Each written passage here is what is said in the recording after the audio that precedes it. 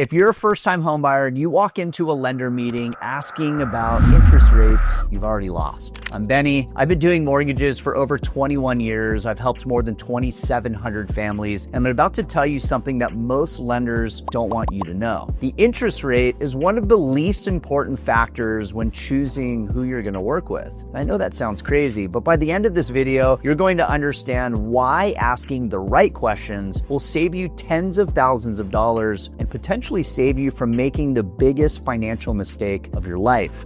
Let's dive in. Here's the first question nobody asks, but everyone should. What happens after we close? Most lenders, they'll look at you confused because in their mind, after closing, they're done. They got paid, next customer. But here's what they're not telling you. You just signed a 30-year commitment and you're about to go through massive financial life changes, refinance opportunities, second home purchases, tax strategy decisions, trusts, estate planning. Here's what I do with my clients, and I want you to ask your lender if they do this. Do you conduct annual financial reviews? Do you proactively reach out when rates drop to see if refinancing makes sense? Do you connect clients with vetted CPAs and financial advisors? Because if the answer is no, you're not working with a wealth advisor. You're working with a transaction processor, and there's a huge difference. Question number 2, walk me through your entire pre-approval process. Most lenders will say, oh, well, we pull your credit, we're gonna look at your income, give you a number, cool, that's the bare minimum. But here's what you should be listening for. Do they do discovery calls to understand your actual goals? Or are they just trying to get you a number as fast as possible? Do they explain the difference between a soft credit check versus a hard pull? And when each one happens? Do they create custom financial plans that show you multiple scenarios? Like, here's what 5% down looks like, here's 3% down, here's how it impacts your monthly payment. For example, I just had clients who thought they needed to put 10% down. After running their numbers, we showed them that 3% down conventional made way more sense for them. It kept more cash in their pocket for furniture, repairs, emergencies. But if we had just given them a pre-approval letter and sent them on their way, they would have tied up way too much cash and they would have been house poor. Your lender should be educating you on options, not just giving you a number. Question 3, and if this one is critical in competitive markets. Now, if I find a house today, how fast can we move?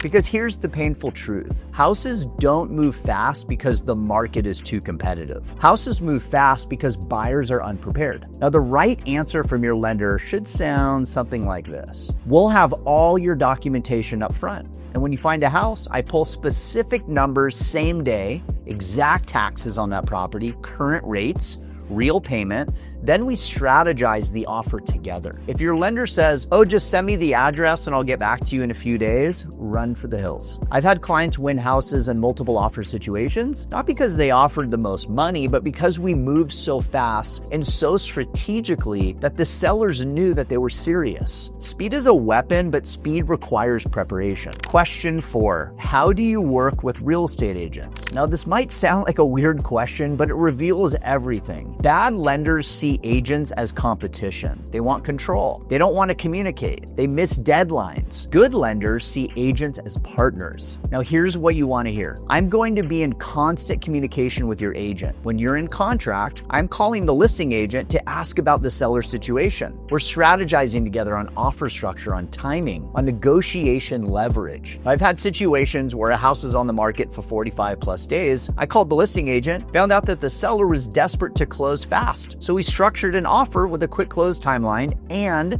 got $15,000 in seller concessions that covered all of my clients' closing costs. Now, that doesn't happen when your lender is just processing paperwork in a vacuum. Your lender should be part of your team, not a silent vendor. Question 5, what's your philosophy on down payment? Now, this question separates the wealth builders from the order takers. Now, most lenders will say, well, 20% down is ideal to avoid PMI. Cool. Now, that's technically true, but it's not strategically smart for everyone. Here's what a good lender should say. Let's talk about your goals. How much liquid cash do you want to keep? What's your risk tolerance? What else could you be doing with this money? But here's the thing. I've personally chosen to use leverage on my own investment properties rather than paying cash, even though I could pay cash. Why? Because the return on deployed capital is significantly higher when I use the bank's money strategically. Now, I had a self-employed client who wanted to put 20% down, and after analyzing his business cash flow, we showed him that keeping that cash for business opportunities would yield him a 25% return versus locking it into the house. So we did 5% down instead. He used that extra capital to expand his business. He made an extra $80,000 that year. Your lender should understand wealth strategy,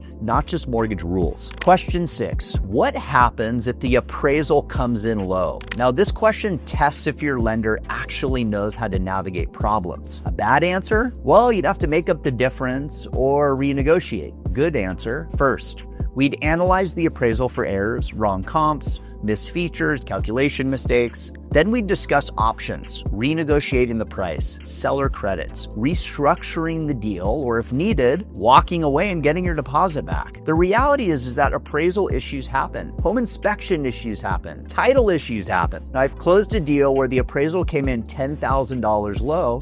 We went back to the seller, showed them the third-party appraisal, and got them to drop the price. Another time, the inspection found $4,000 in repairs. Seller didn't want to fix anything, so we negotiated a $4,000 credit towards closing costs instead. Now, your lender should be a problem solver, not someone who panics when things don't go perfectly. And here's the final question, and honestly, it's my favorite. What do you not do? Now, this question catches people off guard, and their answer tells you everything. A transactional lender will be confused by this question, but someone who actually cares will say, I don't do stated loans or anything shady. I don't push you towards products that benefit me over you. I don't disappear after closing. I don't treat you like a number. For me personally, I don't work with investors who are just flipping houses and don't care about quality. I don't take on clients who aren't willing to be educated. I don't do business with people who only care about the lowest rate regardless of service, because that's not the relationship I want to build. Your lender should have boundaries. That's how you know if they have standards. All right, so let's recap the 7 questions. What happens after we close? How do you handle the pre-approval process? How fast can I actually make an offer? Do you work with my agent or against them? What's your philosophy on down payment? How do you handle appraisal issues? What do you not do? If you walk into a lender meeting with these 7 questions, you're going to immediately see who's serious about building wealth with you versus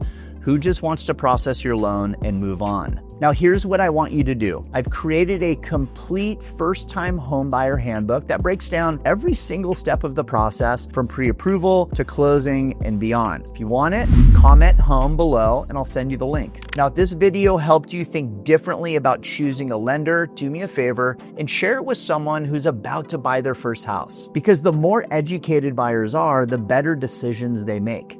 Thanks for watching. We'll see you on the next one.